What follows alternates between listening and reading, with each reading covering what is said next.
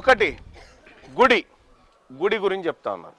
రేపు కాంగ్రెస్ ఆయన వచ్చి మీకు గుడి కట్టిస్తా, మీరు బోనాలు చేసుకొని యాటలు కోసుకొని తిను రాన్నే ఉండురంటే చాలా కష్టాలు తీరాలి కదా. ఈ కష్టాల కారకుడు ఎవడో తేలాలి కదా. ఇవాళ నేను ఒక మాట చెప్తా ఉన్నమ్మా, మీరు గుర్తుపెట్టుకోండి. మనోళ్ళంతా సిగమూగుతారు కదా. ఏనన్నా ఒక రెడ్డి ఆమె సిగమూగ చూసిరా? మీరు చూసినారమ్మా? చూసిరా? చూలే? ఎందుకు? దేవుడు అందరికి దేవుడేగా, వాళ్ళకి ఎందుకు రాదు? మరి ఆలోచన చేయరి, ఎందుకు రాదు?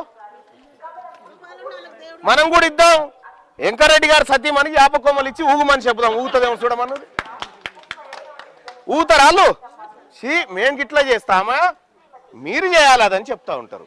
నేను ఇక్కడ ఉన్నటువంటి ఆడబిడ్డలకు అన్నా సోదరులందరికీ చెప్తా ఉన్నా, ఒక 1000 రూపాయలు ఇస్తా నేనే.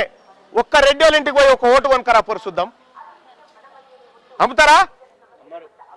మేము అమ్ముకుంటామా అని చెప్తారు. మరి నువ్వు అమ్మవు కానీ నాది ఎట్లా కొంటందుకు వస్తావురా గాడిద అని మనం అడగాలి కదా.